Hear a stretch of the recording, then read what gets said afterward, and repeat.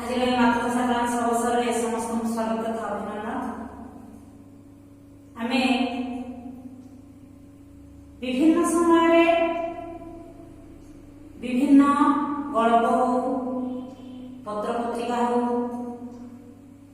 तल क्लास पढ़ा बही हो विभिन्न समय विभिन्न महान व्यक्तित्व मानकर बाल्य समय कथा पढ़ी जमीक सर्वजन नायक पाखे पिलादिन प्रतिभा छोट बेले ही जना पड़ा।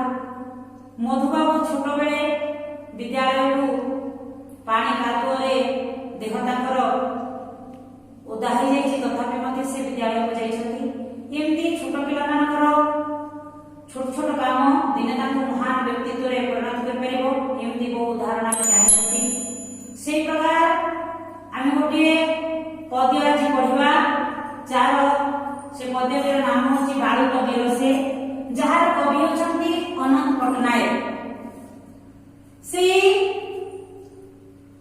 कविंकर समस्त लेखा भितर जो श्रेणीहीन समाज प्रतिष्ठार स्वर शुणा मिले उच्च श्रेणीहीन अर्थात उच्च निज धनी गरीब जाति दृष्टि श्रेणी किसी रही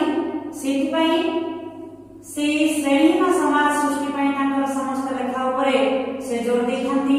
अनेक कविता ग्रंथ रही शांति शिखा तर्पण करियाजी अलोड़ा लोड़ा छाई छिटा ये सब रचना। आम जो कथित कविताटी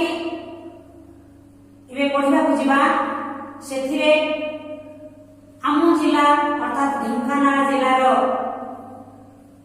बालुक पुओ किए कहीपर ना बाजी राउत से बाजी राउतर कहानी विषय तार महान कर्म विषय आम ये कविताटी आज पढ़ा।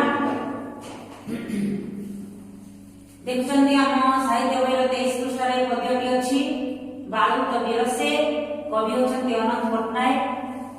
बरसा बिजुली खेलुथिला राति कोले नाचुथिला नई बा बतासी बेले नाहा बिले बिले मंगरे रखी हाथ शोईथिला चेई मुखारिया हुंडा काट नाउरी प्रकाशे देशर आदेश पाई नेइथिला ना संजु बिलकु बाही पूर्व आकाशे टिकार पड़ु राति बिहगे नौटु कळ गाखळी रे माती अंधार तरु केतुटा असुर आखी किए रे नाउरी घाटरू उठिला डाकी आळरे बेगे तू लगारे कुळरे नाहा पारी करी दे न देखू न जानु गां।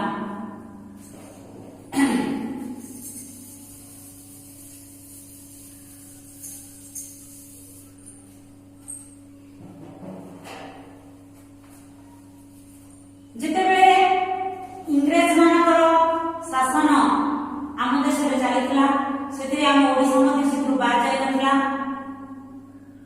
आम ओडिसार प्रधानांचल को इंग्रेज माने सबुठार पछरे अधिकार करथिले तार भितर आम ढेंकानाल जिला मध्ये बाद कर नथिला।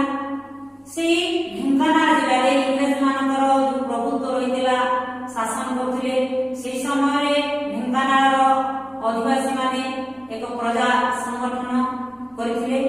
से प्रधानमंत्री आदेश रे इंग्रेज विरोधी कार्यक्रम सब करा जाउथला।